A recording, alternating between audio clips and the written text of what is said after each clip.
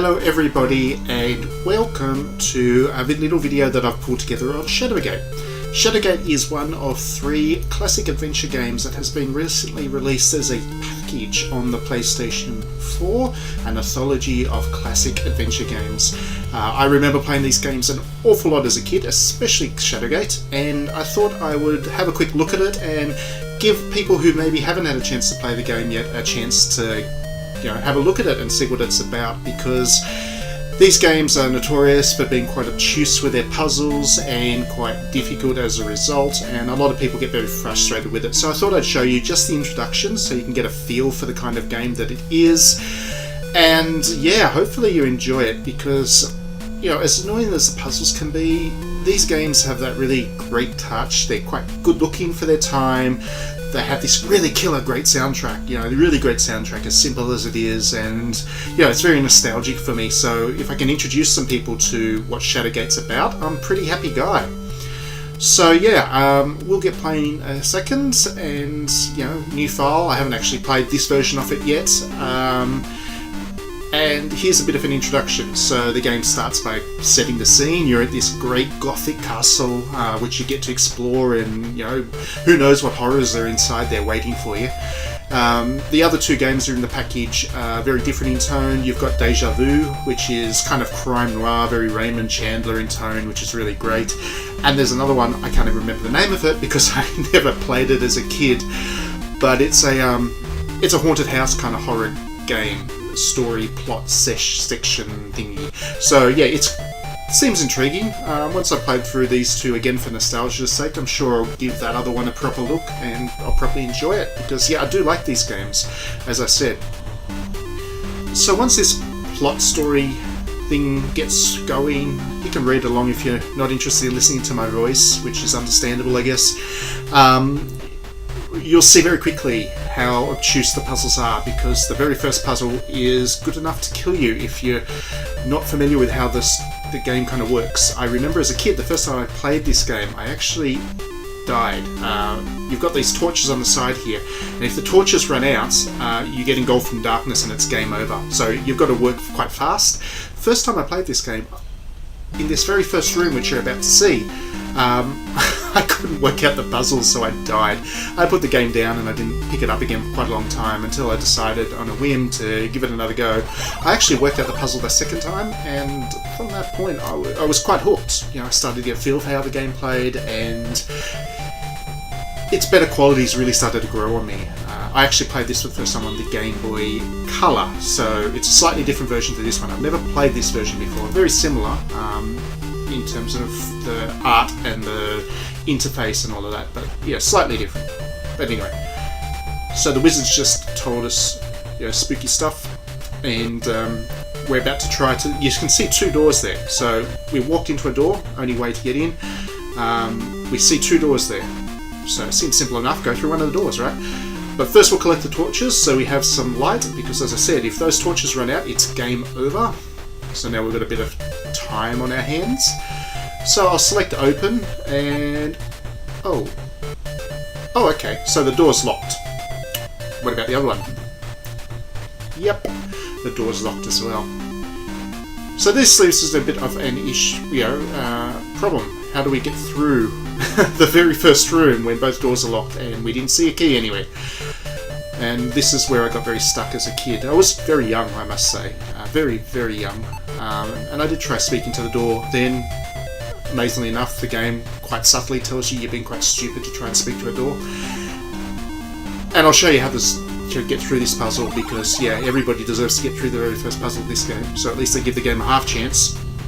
You go back out, and there again, there's a door. Secret's the skull. You need to open the skull, and then a key appears. Now, the logic of that puzzle makes no sense. There's no marker to suggest that you should do anything with the skull. It just seems like a normal door. And again, that's kind of the obtuse puzzle design that Shadowgate has, and people love it and hate it, and love to hate it for those reasons. But anyway, we've got the key. So now we can actually make some progress. And this is not a Let's Play, I have to emphasise, I'm just showing you the first 10 minutes of the game just to give you a feel for how it flows and to give you a taste of whether you should play it yourself. Again, I really recommend not following a game guide if you get the chance, or if you want to play this. Accept the fact you're going to fail quite a lot, accept the fact that the puzzles are going to drive you insane, put the game down, walk away, come back a couple of days later, a couple of weeks later, however long it takes, and just try again and keep trying, because it does feel rewarding to actually make your way through this insanely designed adventure game. And when you get to the end, you feel really good about yourself. You don't if you follow a game guide. So again, we're going to collect more torches, because the more torches you have, the better. Another hint for when you're starting to play this game, again without giving away all the good stuff, don't pick up that book. Don't take it. Just open it. You open the book and the oldest trick in the book, literally, how's that for a pun? There's a rectangular hole that has been cut out of the centre of the book, and inside there's a key, because that's what everybody does in haunted gothic castles. They put their keys in books. Don't question the logic, just go with the flow. Adventure games have become much more logical, I have to say, and much more playable as a result. But better? That's a good question. Better is subjective. Again, there's so much nostalgia in these games for me that I could play this over and over again and never actually get bored of it, which is why I'm so excited to see it come on the PS4 as part of the 3-game anthology. Call of Duty came out last week, this came out last week. Guess which one I got excited about? So here we go. Click, the door works. So that door we found in the book opens up this one, and it's not actually really a door, it's more just a little cabinet, as we'll see. And inside there are weapons. This is not an RPG, this is not an action game. You won't be using these weapons too much, but yes, just like every other adventure game, you need to collect everything that you can pick up, because you're probably going to need it at some stage. As you can see, I'm giving you all the hints you need to actually get through this game, so it's not the longest game in the world, but you'll die a lot, so you will need to replay it, and it takes a while to actually finish the first time. So as you can see here, we're looking at grey, and the game does give you a very subtle hint for a change. There's a slightly lighter coloured block. Now what does that mean? Quite naturally, it means you want to hit it, and then you get this lovely pow, and then opens up a secret door. If you miss it, as again I did as a kid, you're in trouble. So this room has an arrow and some more torches. I will first start by trying to take the torches, but I can't. There's a limit to how many torches you can carry, and it's a fairly strict limit, unfortunately. You can actually have 2 torches lit at once, so if one runs out, the other one doesn't, and you can continue on without game over. But it doesn't mean you can take yet another torch. So yeah, it's 4 torches in total, 2 lit, 2 unlit. You just have to remember where the extra torches are if you get stuck and need to rush back to try and find a new torch. But I will take the arrow. I think the arrow is important. It is important. Okay, so now obviously we can turn to the right. We turn to the right, we've got 3 more doors. I'm going to go through 1 more door in this little demonstration to show you that you need to actually pay attention to the game's cues and can't just go through blasé, because I'm about to die, and you're going to see the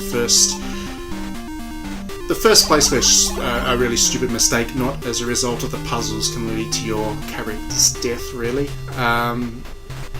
This one is quite a well-designed little puzzle, because it gives you all the information you need to actually finish it, and if you fail, that's your own fault. So we're in a very cold room. We're about to go through into another room, which is the polar opposite. It's very hot. As you can see, there's a monster down the end. We've got some dramatic music that comes on, and it's hot. So I don't know how you go from a freezing cold room to a very hot room without the temperature variation seems a bit odd, but again, the logic of Shadowgate is something special. We've got a shield in our hand. First thing you pick up is the shield, obviously, because don't know what the monster's going to do, and it turns out that the monster is a dragon that breathes fire at you. Okay, so fine. The shield protects you, so you think, okay, let's grab some more loot. Fair enough, right? that's good loot there, you know, a hammer, a spear, a helmet, a shield, some kind of treasure chest.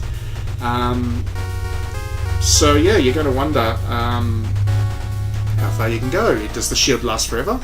So let's pick up the helmet. Because yeah, I mean, helmet sounds like something that could be pretty useful. As you can read, the narrative here is telling you that it's getting hot. You don't know how much longer you can stand it. So that's kind of a cue that perhaps the shield's not going to protect you indefinitely. And now that we've picked up all the good loot, all that's left is a couple of skulls and a bone. And in all fairness, the way Shadowgate's designed, it's pretty easy to imagine you might need a skull or a bone for something, you don't know what, but for something down the track. You'll try and open the chest, that won't open unfortunately, yet. But let's take a skull and just see what happens. Let's overstretch and grab something that, you know, is pretty useless, frankly. Bang. Yep. So if you get greedy and don't listen to the warnings of the game, the shield does melt, and that's that. Your body fares no better than the shield. This is the way, I guess, the way that Shadowgate kind of explains to you. Some of the puzzles are very obtuse, like the key that you saw. Other puzzles, all the information's there, and you just need to pay attention to it, and you're dead. So, yeah, as again, I really love this game. I really recommend everybody play it. Just be prepared for the way that the puzzles are designed, because it is very old school. Thanks very much for listening. Hope you enjoyed it. Hope you enjoy Shadowgate when you get to give it a go. And I shall speak to you on the next video, I guess.